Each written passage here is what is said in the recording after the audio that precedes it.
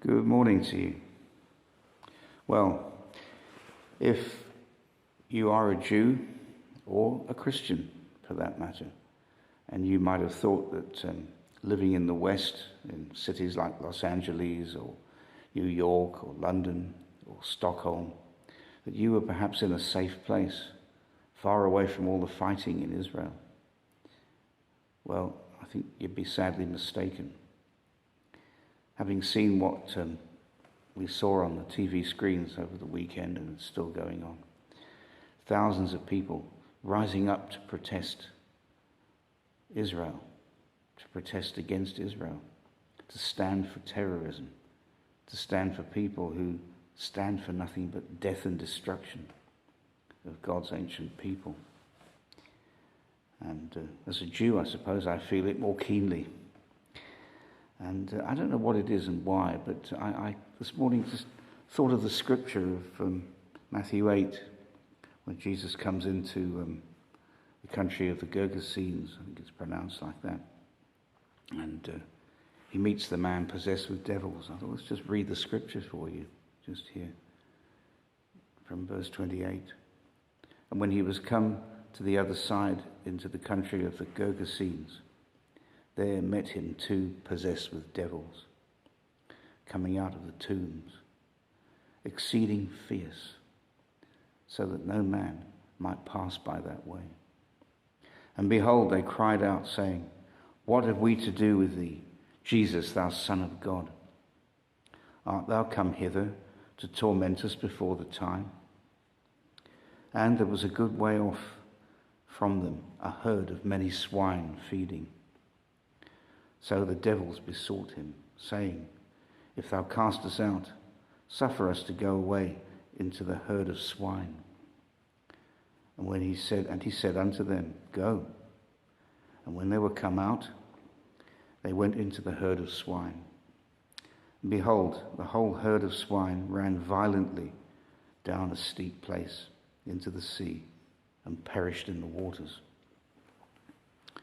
And they that kept them fled, and went their ways into the city, and told everything, and what was befallen to the possessed of devils. And this is a key verse, an interesting verse. And behold, the whole city came out to meet Jesus. And when they saw him, they besought him that he would depart out of their coasts. Of course, Jesus would travel around Israel at that time, going from place to place, city to city, and crowds of people would come to listen to his teachings. This was the opposite. And I was just doing a little bit of research on that part of the world. Apparently the country of the Gergesenes, as it was called, or Gadarenes, was, there's some dispute about the actual location, but it's believed it's on the eastern side of the Sea of Galilee.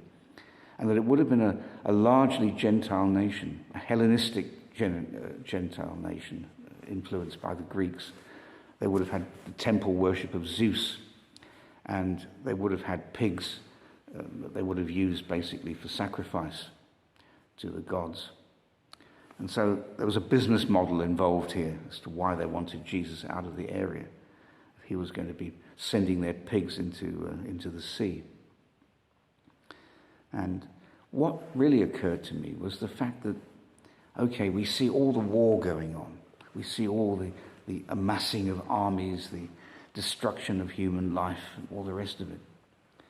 But what's going on behind the scenes? And I just have this sense of chess pieces being moved about, everything being put into place, props being put into place. And of course, this is Satan working behind the scenes.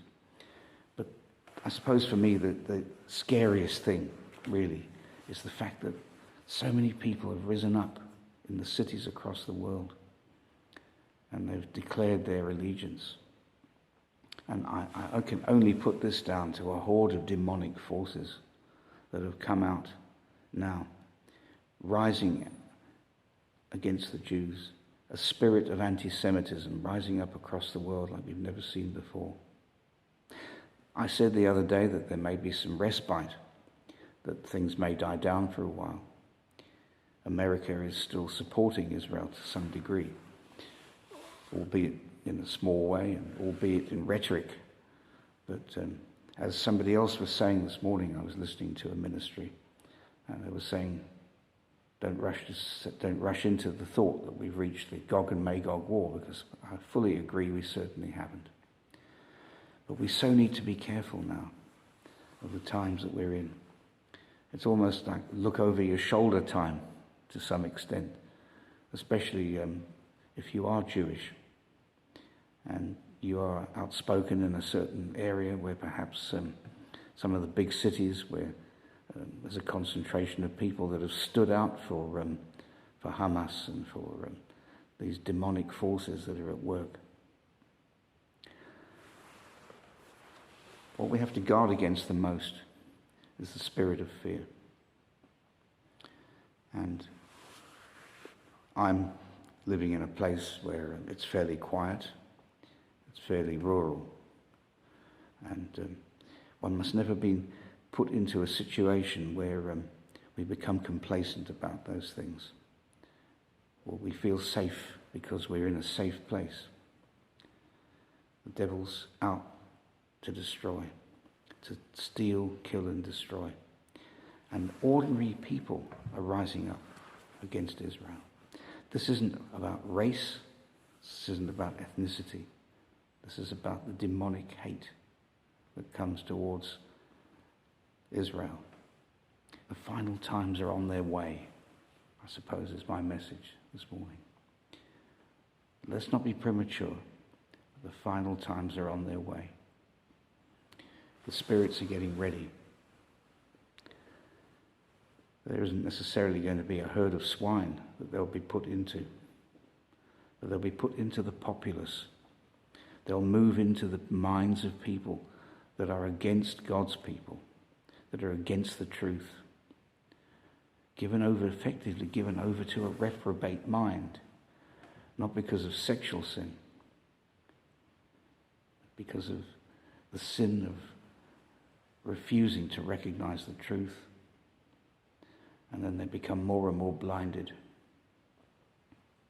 As I said the other day, Israel is also partially blind because of the fact that they don't recognize their Messiah.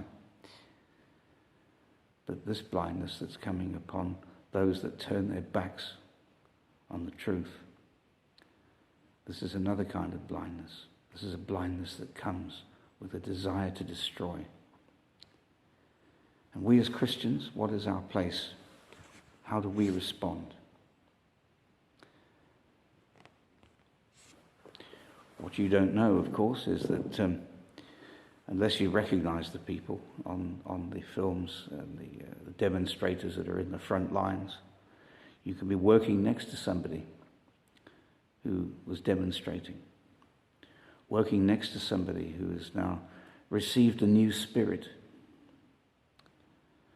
That means as Christians we have to be more and more on our guard as to who we speak to, how we speak to people.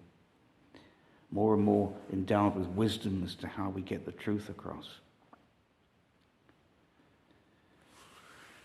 As I said the other day, I'm going to be rewriting my tract. I'm going to be including what's been going on over the last couple of weeks. It has prophetic significance because it's another stepping stone on the route to the return of the Lord. And that is our great hope. So, as much as I'm saying be careful who you speak to, be careful where you go, be careful how you disseminate the gospel to people. At the same time, there are many out there who have protested against Israel, whom God can speak to, whom God can reach at this time, a final time for the coming in of the Gentiles. So, I leave that thought with you this morning. We do have to be careful. We do have to be careful that we don't listen to fake news, wrong ideas as to who the Jewish people are, as to who and what Israel is. So really, I'm just saying that as a warning this morning. There won't just be a few devils in one person. There are millions of devils out there. And they're wanting to infect population as much as they can. And there will be many gullible people who will listen to lies, who won't hear the truth. And as I say, there'll be people that could be your next door neighbour. So may the Lord give us wisdom in these days. Take a look at, make a careful watch on trusted news. Staying away, please, from mainstream media that would lead you astray. God yet has it all in control. It's all in his hands. That's the wonder of it all, is to know that Jesus does have everything in his hands. So I commit that to you this morning. I pray that wherever you are, God will endow you with more wisdom, more strength, and more ability to be able to be bold to speak the truth. Remember, the enemy is a coward. It's always said, isn't it, that if you're being bullied at school, the biggest bullies are usually the biggest cowards. It was actually quite interesting, just to finish off, I was watching this video of this Hamas terrorist. He was, before he went into his little battle, if we can call it that, his rampage, he was so happy on video, shouting and screaming Allahu Akbar. And then it showed him when he was arrested how different he was, crying like a baby, recognizing that his world had come crashing down around him. And that's how it'll be for the enemy. His world is beginning to crash down around him, even though we see him rising up at the moment. God knows the end from the beginning. As we often hear now, it's said, he knows the end of the story, and it's glorious. So may he give us the strength to continue to walk in his truth and to be bold. Have a blessed day.